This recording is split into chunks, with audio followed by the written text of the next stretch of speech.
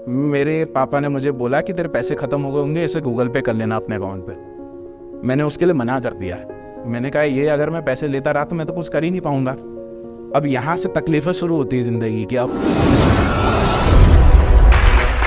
Hello नमस्ते, मेरे शब रावत, अखिल भारतीय विद्यार्थी परिषद का प्रदेश सह मंत्री।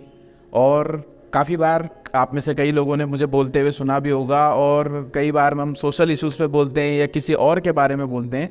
बट आज जो ये टॉपिक जिस तरह मैं बोलने वाला हूँ, आज मुझे बहुत अलग सा टॉपिक दिया गया है, मोटिवेशन, एक नई शुरुआत, जिसमें मुझे अपनी लाइफ में से मोटिवेशन लाना है। तो ये थोड़ा सा टिपिकल हो जाता है क्योंकि अपनी लाइफ में से मोटिवेशन निकालना थोड़ा सा अलग कॉन्सेप्ट है। और ये अलग कॉन्सेप्ट इस तरीके से है कि अपनी लाइफ में से एक ऐसा तो नहीं है कि पूरी जर्नी हम ट्रैवल कर चुके हैं, अभी तो हम ट्रैवलर ही हैं, ट्रैवल कर ही रहे हैं और ट्रैवल करते करते बहुत आगे तक जाना है। लेकिन जो बिट्स एंड पीसेस मेरी लाइफ के हैं उसमें से कुछ मोटिवेशन निकालने की कोशिश करूँगा। और मेरी लाइफ बहुत टर्नओवर से भरी पड़ी रही है कि करना कुछ चाहते थे, हो कुछ गया और आ कहीं गए। कुछ ऐसा अभी तक है, समय के साथ मैं भी चलते रहा हूँ, जहाँ मेरी लाइफ लाई है वहाँ पर पहुँच गया हूँ और आगे बहुत लंबा रास्ता है। तो जब शुरू करना चाहूँगा, जब मैं स्कूल टाइम में था, तो स्कूल टाइम में सबसे पहले मेरा जो सपना था वो एक डांसर बनने का था। और वहाँ से मैं यहाँ आ गया।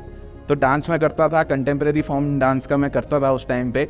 और वहाँ से मेरा एक सपना था डांसर बनने का, लेकिन प्रोफेशनली कभी उस चीज़ को कर नहीं पाए। शायद उस टाइम पे इतना पता भी नहीं था कि कैसे आगे बढ़ना है इस फील्ड में। तो आगे वहाँ से अपनी एजुकेशन पूरी करी। स्कूल टाइम में जो रेस लगती है कि हाँ जेई मेंस, एनडीए, सीडीएस, इस चीज़ों की जो रेस लगती है, उस रेस में हम भी शामिल हो गए। कॉलेज में एडमिशन ले लिया, ग्रेजुएशन में आ गए। ग्रेजुएशन में आए तो जब मैं पहले दिन कॉलेज में आया तो मुझे एक हेल्प डेस्क मिली वहाँ पे। हेल्प डेस्क कैसी थी कि कुछ स्टूडेंट्स उस पर बैठे थे। स्टूडेंट्स में वहाँ पर कुछ स्टूडेंट लीडर्स भी थे और स्वामी विवेकानंद जी की फ़ोटो उस पर थी।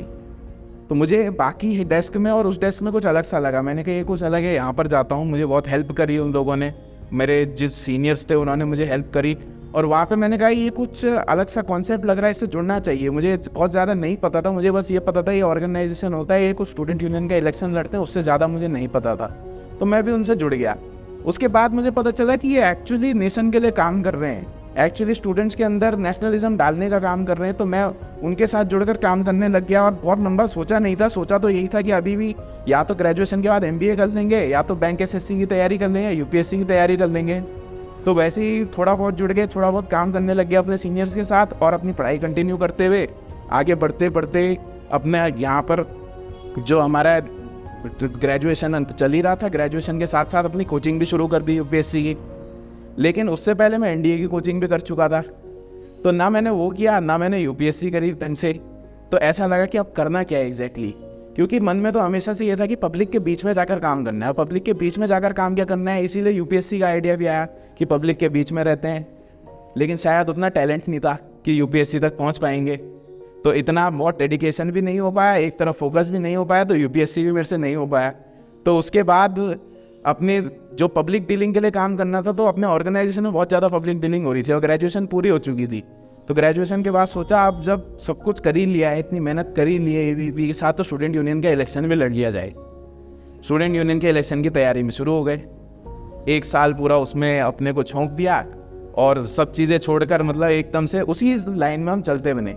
और जब उस लाइन में चलता रहा तो एक साल बाद क्या होता है कि उस साल में नहीं लड़ पाता हूँ, कुछ प्रॉब्लम्स की वजह से मेरा टिकट भी नहीं हो पाता है और मैं लड़ भी नहीं पाता हूँ। बट उस टाइम पे एक चीज़ दिमाग में आई कि यार अब सोच लिया तो अब तो यही करना है। कैसे करेंगे ये नहीं पता था, क्या करेंगे ये नहीं पता था।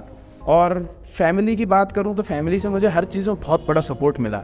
मैंने कहा कोचिंग करनी है, मैंने कहा डांस करना है, मैंने कहा मुझे इलेक्शन लड़ना है, मुझे हर चीज़ के लिए सपोर्ट मिला। लेकिन जब पहली बार मेरा टिकट कटा ना, तो उससे उस टाइम पे मुझे पॉकेट मनी के तौर पे 10,000 रुपये मिलते थे। और 10,000 रुपये जो वो अपना 1-2 महीने में खर्च करता था, उसके बाद दोबारा मिल जाते थे। तो 2018 मेरा ग्रेजुएशन पूरा हो चुका है, मैं शायद 21 साल का हो चुका था। और 21 साल का होने के बाद मुझे 10,000 रुपये अपने खर्चे के लिए मिलते थे। उसके अलावा मेरा पर्सनल अचीवमेंट शायद 0 था, मैंने कुछ किया नहीं था तब तक। तो वहाँ पर उसके बाद मैंने एक चीज़ सोची। मेरे पापा ने मुझे बोला कि तेरे पैसे ख़त्म हो गए होंगे, इसे गूगल पे कर लेना अपने अकाउंट पे। मैंने उसके लिए मना कर दिया। मैंने कहा ये अगर मैं पैसे लेता रहा तो मैं तो कुछ कर ही नहीं पाऊँगा। अब यहाँ से तकलीफ़ें शुरू होती है ज़िंदगी की। अब बोल तो देते हैं कि खुद से करना है, लेकिन खुद से करने के बाद वो बहुत टिपिकल फेज़ होता है। उसके बाद क्या होता था कि कई बार मतलब मैं बाइक में चल रहा होता था, 100 रुपये का पेट्रोल बाइक में होता था, लेकिन ये नहीं पता होता था कल का पेट्रोल कहाँ से आएगा। पता नहीं कैसे, मुझे याद भी नहीं कि वो मतलब कैसे खर्चा चलता कैसे था। क्या जो 10,000 मिलते थे उसकी जगह कभी 500,000 मिलते थे, तो उसमें हम अपना कुछ 10-15 दिन का खर्चा चला लेते थे। इस तरीके से ही मेरा खर्चा चलता था। 1 साल हो गया। उसके बाद क्या बोलते हैं, एक दिन मुझे है कि मैं बागेश्वर से आ रहा था बस में। मेरे पास शायद उस टाइम पे 300-400 रुपये बस का किराया होता था और मेरे पास शायद 500 रुपये थे। और जब मैंने किराया दे दिया तो 12-15 घंटे की जर्नी होती है। अब तो कम हो गया है काफ़ी टाइम स्पेंड, क्योंकि रोड बहुत अच्छी हो गई है। उस टाइम पे नई रोड बन रही थी तो करीब 15-17 घंटे लगते थे बागेश्वर से आने में। मैं सुबह आया, मैंने नाश्ता कर लिया। नाश्ता मेरा था करीब 50 रुपये का। मैंने पराठे खाए थे। उसके बाद जब 3 धारा में बस रुकती है, आप सभी को पता होगा, काफ़ी लोगों को 3 धारा बहुत फेमस स्पॉट है वहाँ पे लंच के लिए, तो मैं रुका। अब मेरी जेब में 50 रुपये, वहाँ पे थाली 70 रुपये की। मेरा बजट हिल गया। अब खाना कैसे खाएं, भूख भी लगी है, 15 घंटे की जर्नी है, बिना खाए कैसे चल लेंगे। मैं पूरा मार्केट घूमा, एक दुकान मुझे मिली, उस दुकान में 40 रुपये की हाफ़ थाली मिलती थी, तो लकीली मुझे खाना मिल गया। तो मेरे बजट में वो खाना आ गया। मैंने 40 रुपये का खाना खा दिया। अब जेब में 10 रुपये। मेरा घर देहरादून में रिस्पना पुल है, वहाँ से जो मेरा घर है करीब 3-4 किलोमीटर दूर है, तो वहाँ से पैदल आ गए। चलो 3-4 किलोमीटर चल के, तो ऐसा स्ट्रगल चलता रहा। उसके बाद टाइम आया और इलेक्शन भी हुआ, मुझे टिकट भी मिली और इवेंचुअली मैं वो इलेक्शन भी हार गया। अब उसके बाद सोचो कि अब क्या करना है, लेकिन फिर से माइंड में वही बात आई कि अब जब डिसीजन ले लिया तो वापस नहीं जाना है। जब सोच चुके हैं तो यही करना है, अब चाहे कुछ भी हो जाए। सिचुएशन और बद से बदतर हो चुकी थी। फाइनेंशियली मैं ज़ीरो था, अब माइनस में आ चुका था। क्यों? मेरे ऊपर कर्जा भी था थोड़ा बहुत, जो मैंने इवेंचुअली कुछ टाइम बाद भले ही मैंने वो चुका दिया था, लेकिन वो कर्जा चुकाना भी बहुत टफ जर्नी थी। एक दिन मैंने कहा अब कुछ ना कुछ काम करना पड़ेगा। मुझे याद है कि मैं पहुंच गया, मुझे बहुत लोग बोलते थे आप ठीक ठाक बोल लेते हो। मैं एंकरिंग भी करता था स्टेज शोज़ में, उससे मेरा खर्चा भी चलता था। मुझे 2-2.5 हज़ार रुपये कुछ स्टेज शोज़ में एंकरिंग के मिल जाते थे, तो उससे भी मेरा कुछ खर्चा चलता था। तो मैं ऐसे ही एक न्यूज़ चैनल के ऑफिस पहुंच गया। मैं जानता था उन्हें पहले से। मैंने उन्हें कहा यार मुझे कुछ जॉब दे दो। अब उन्होंने मुझे उन्होंने मुझे प्रेस क्लब भेजा। प्रेस क्लब गया, उन्होंने मुझे कुछ प्रेस रिलीज़ दी और प्रेस रिलीज़ देने के बाद उन्होंने कहा इसके प्रेस नोट्स तैयार करो। अब मैं 2 घंटे तो तैयार किए वो प्रेस नोट्स, लेकिन उसके बाद लगा यार ये भी नहीं करना, क्योंकि मन में तो आवाज़ वही आ चुकी थी जो करना है उस लाइन में तो मैं आ चुका हूँ ऑलरेडी, उसे नहीं छोड़ने वाला हूँ।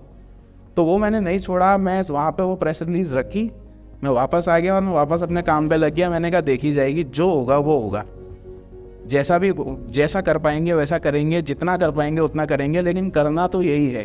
तो उसके बाद मैं सब कुछ छोड़ के दोबारा तन मन धन से अपना ABVP के लिए काम करने लग गया, अपने कॉलेज में स्टूडेंट्स के लिए काम करने लग गया, उनके बीच में काम करने लग गया। और कहते हैं ना, जब इंसान मेहनत करता है और दिल से करता है तो कुछ ना कुछ रास्ता लाइफ अपने आप दिखाती जाती है। पता नहीं कैसे वो सारी अरेंजमेंट्स होती गई, सारी वो व्यवस्थाएं बनती गई मेरी लाइफ में, सब कुछ पाथ अपने आप बनता गया और कुछ ना कुछ मेरे को अरेंजमेंट हो जाता था। मतलब ऐसे जुगाड़ में, कहते हैं ना हम जुगाड़ से चलती ज़िंदगी कई बार, तो जुगाड़ में कभी ना कभी हमारी भी गाड़ी चलती रही। और चलते उसके बाद क्या हुआ कि बहुत बड़ी बड़ी अपॉर्चुनिटीज़ मुझे मिली। बड़ी बड़ी अपॉर्चुनिटीज़ कैसे, ABVP में मेरे सीनियर्स ने मुझे बहुत प्रमोट किया और प्रमोट इस तरीके से किया कि कोई भी बड़ा इवेंट होता था उसकी जिम्मेदारी देना। हमारे स्टेट कॉन्फ्रेंस हुई तो जो हमारे राष्ट्रीय संगठन मंत्री थे आशीष चौहान जी, उससे पुराने राष्ट्रीय संगठन मंत्री थे सुनील आम्बेकर जी, वो लोग यहाँ पर आए, उनके साथ मुझे रखा गया। तो उनकी लाइफ जब मैंने देखी कि इतने बड़े लोग होने के बावजूद भी, और आप सोचिए 21-22 साल का लड़का जिसने दुनिया देखी नहीं है, जो उन लोगों को सामने देख रहा है जिनको उसने सिर्फ यूट्यूब पे देखा है, स्टेज पे देखा है, तो उनको वो एकदम सामने देख रहा है और 3-4 दिन लगातार देख रहा है। तो उसने कहा, मेरे मन में यही था कि ये लोग कितने सिंपली लाइफ जीते हैं और कितना सरल तरीके से लाइफ जीते हैं और अपना कितना ये मतलब बहुत कुछ जानते हैं, कितनी जानकारी इनके पास है। तो एक एटीट्यूड इस तरह का डेवलप हुआ। क्योंकि एक देहरादून की स्टूडेंट लीडरशिप के बारे में एक बात कहना चाहूँगा कि यहाँ पर क्या होता है, बहुत पावरफुल स्टूडेंट पॉलिटिक्स है, लेकिन पावरफुल के साथ जो इंटेलेक्चुअलिटी है वो थोड़ा सा, इंटेलेक्चुअल पोर्शन थोड़ा सा कम है। कि यहाँ पर स्टूडेंट लीडर्स में क्या है कि डिबेट का कल्चर बहुत कम है। यहाँ पर क्या है, रैलीज, ये रोड शोज, इस सब का कल्चर बहुत ज़्यादा है, लेकिन डिबेट्स का कल्चर बहुत कम है। तो कुछ फ्रेंड्स मेरे थे जो यूनिवर्सिटी कैंपसेस में काम करते थे, चाहे वो HNB में करते थे, चाहे दिल्ली में करते थे, मैंने उनको देखा है, ये लोग एक्चुअली बहुत ज़्यादा जानते हैं तो वहाँ से एक पढ़ने का एटीट्यूड भी डेवलप हुआ। बहुत ज़्यादा मैं पढ़ने में अच्छा नहीं था, मैं एक मीडियोकर स्टूडेंट था, एवरेज स्टूडेंट था, लेकिन उसके बाद समझ आया कि भैया पढ़ना तो पड़ेगा। तो जो भी नया टॉपिक आता था उसको पढ़ते थे, शॉर्ट वीडियोज़ उस पर बनाते थे। तो वहाँ से शायद मेरे ऑर्गेनाइजेशन में भी मुझे समझा कि ये कुछ करना चाहता है, कुछ पढ़ता है, उस चीज़ में नॉलेज गेन करता है और उसके बाद आगे कुछ ना कुछ करना चाहता है उस फील्ड में। तो मुझे यहाँ पर डिस्ट्रिक्ट कोऑर्डिनेटर जो जिला संयोजक होता है उसकी जिम्मेदारी थी, और वहाँ से जो मेन ट्रेनिंग फेज़ है वहाँ से शुरू हुआ। उसके बाद जितने भी बड़े इवेंट्स होते थे उसको हम कोऑर्डिनेट करते थे यहाँ पर। उसके लिए मतलब संगठन में क्या होता है कि आपको हर काम करना पड़ेगा, आपको बड़े से बड़े स्टेज पर भाषण भी देने को मिलेगा और आपको उस बड़े से बड़े स्टेज को तैयार करने की जिम्मेदारी भी निभानी पड़ेगी। तो वो जिम्मेदारियां निभाते हुए हम रिसोर्सेज इकट्ठा करना भी सीखा कि कैसे वो रिसोर्सेज इकट्ठा करके उन जिम्मेदारियों को निभाना है, ये भी हमने किया। और उसके बाद काम करते करते संगठन ने आज प्रदेश सह मंत्री की जिम्मेदारी दी।